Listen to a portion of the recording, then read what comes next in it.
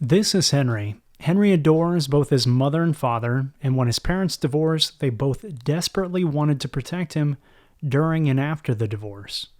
But here's what happened. Henry's parents quickly discovered that they're required by law to have a parenting plan contract. That plan covers visitation, which is the amount of time the child has with each parent, decision-making power over schooling, medical treatment, religious teaching, etc., and child support. Henry's parents both started with reasonable expectations, so they created a provisional parenting plan through direct agreement. That is, mom and dad negotiated what they, as Henry's parents, believed to be in his best interest without the use of attorneys. That's the first step most parents attempt, and while it often works in the short run, almost all eventually need professional help to solidify such an important contract, one that will impact you and your child's entire future.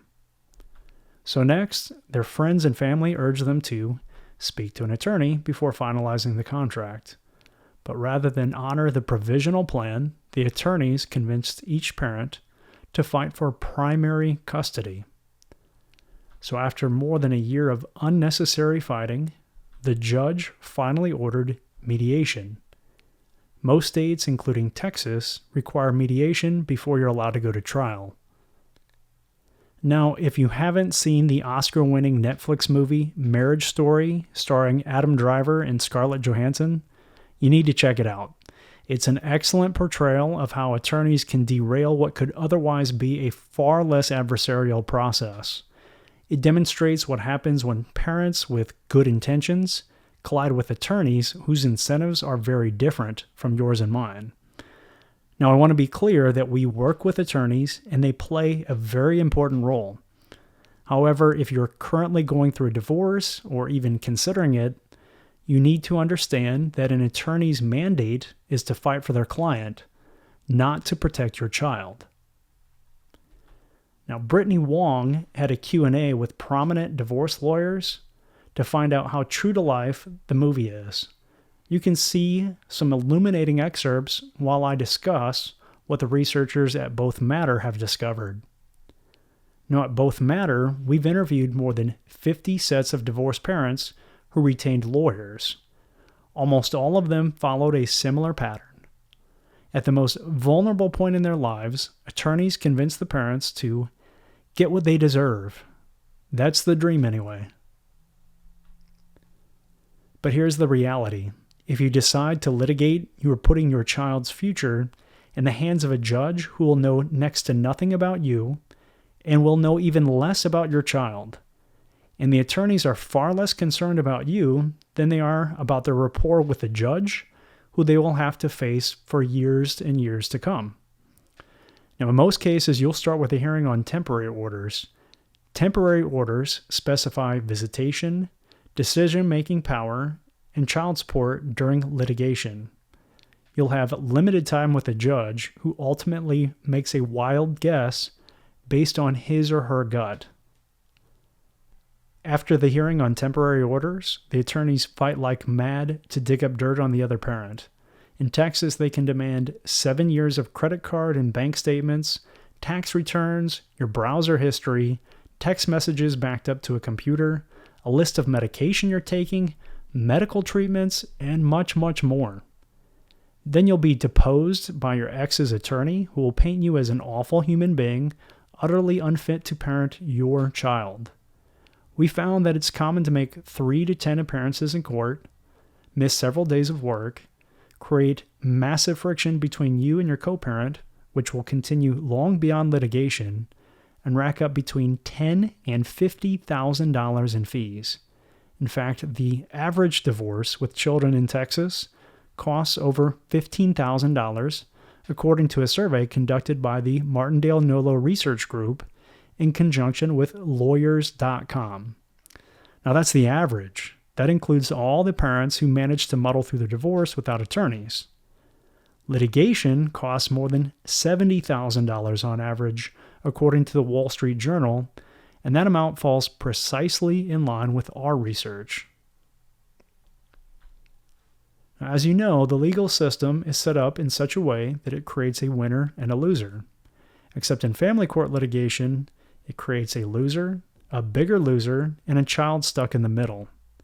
If you have any doubts about this, maybe the prominent divorce lawyer James Sexton can spell it out for you. The attorneys for Henry's parents grossly overstated the level of conflict to the judge to help them, quote-unquote, win their case, which in turn created real conflict that could last for years. For instance, the judge ruled that if one of Henry's parents says something to the other that might be considered offensive, the other parent has a license to sue the offending parent for damages. And our findings, well-intentioned but ultimately mindless rulings like this, are frighteningly common. Once you get started down the path of litigation, even if you think you're winning, ultimately everyone loses except the attorneys. For them, more conflict equals more billable hours. Now, the attorneys charged Henry's parents $5,000 retainers just to look at the situation, and by the time the case was finished, they might as well have started a dumpster fire using Henry's college fund as the kindling. One parent spent over $50,000 in legal fees to establish a child support order that will pay out less than $50,000 by the time Henry is 18. Yes, you heard me correctly. One parent spent over $50,000 to establish child support that will pay out less than $50,000 over 13 years.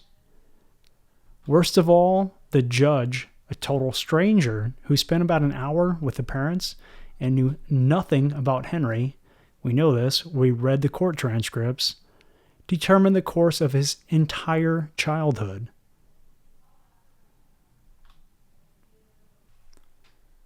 At the final hearing, Henry's parents were awarded joint legal custody. Now, that term has a very narrow meaning within family law. It means both parents are supposed to have an equal say in decision-making. It's very tricky, though, because it has nothing to do with the other components of the parenting plan contract. One parent is awarded primary custody, which gives that parent the vast majority of the time with the child, that is, visitation, as well as child support. So even though Henry's parents were awarded joint custody, he can only go to the non-primary parent's house 2 or 3 weekends per month. In Texas, this is the arrangement that courts create in the vast majority of cases. Many of the non-primary parents describe the arrangement this way: that they provide weekend babysitting for the primary parent, pay him or her hundreds or thousands of dollars per month, and only have a say in decision-making insofar as the primary parent allows it. As you may have already guessed, we found this incentivizes otherwise good parents to fight like hell for primary custody. And as a quick aside, this might also explain in part why more than 30% of non-primary parents disappear from their child's life within a couple years of divorce or separation, according to the National Institute of Mental Health. I think you'll agree the conventional path is broken. In our research, we found that judges almost never make significant changes between temporary orders and final orders. As the trial approaches, the attorneys will disclose this and pressure you to settle at mediation. By then, you'll see for yourself that going to trial in family court is a complete waste of time, not to mention it's an outrageously expensive, mudslinging hellscape. And that's why more than 90% of divorces settle, typically through mediation, arbitration, or direct agreement. We decided there has to be a better way to divorce with children. Both Matter designed a system for cooperatively creating legal parenting plans. It costs a fraction of the conventional path and costs nothing to get started. It can be completed in a matter of days or weeks, and most importantly, you and your co-parent decide what's best for your child. We call this frictionless mediation. Now, frictionless mediation starts with a comprehensive intake to build a personality profile of you and your co-parent, educate you about various parenting plan arrangements, and learn your preferences for a parenting plan. After we gather enough data, you'll start working with one of our therapist mediators, and you'll be able to do so whenever and wherever it's convenient for you. When you come to an agreement with your co-parent, both matter will write your arrangement into a parenting plan designed around sound science about what's best for children of divorce. The contract is reviewed by a neutral attorney and fits all the legal requirements for Texas. So to wrap up, let's do a side-by-side comparison of frictionless mediation versus the conventional path. Using the conventional path, Henry's parents blew over $70,000. They waited 2 months for an initial court date and over a year to go to court-ordered mediation. There was a looming danger of a trial for more than a year, which would have cost at least another $30,000. They had to provide 3 years of bank statements, tax returns, medical treatments, etc., etc., etc., much of which became part of the public record. Worst of all, Henry does not have the close bond with both parents that he deserves. Frictionless mediation costs nothing up front. Packages start at $2,000, and additional spending is transparent and predictable. It takes 2 minutes to get started and continues asynchronously. Parents can work on this when it's convenient for them, and the whole process can be completed in a matter of weeks. Frictionless mediation draws you in with dynamic feedback and dramatically reduces uncertainty.